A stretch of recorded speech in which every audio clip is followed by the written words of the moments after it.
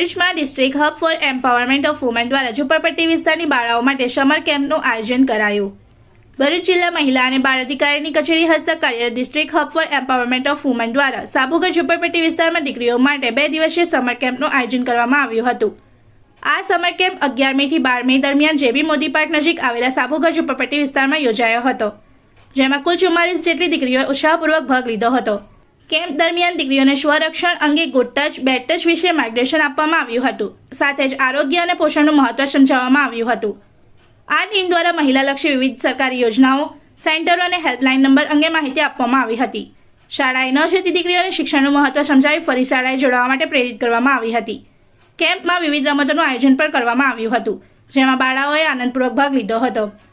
કાર્યક્રમના અંતે તમામ સહભાગી દીકરીઓને આઈસી બેગનું વિતરણ કરવામાં આવ્યું હતું અને અલ્પાહાર સાથે સમર કેમ્પનું સમાપન કરવામાં આવ્યું હતું। इस वीडियो को लाइक करें, हमारे चैनल को सब्सक्राइब कर बेल आइकन जरूर प्रेस करें हमारी न्यू वीडियो सबसे पहले देखने के लिए।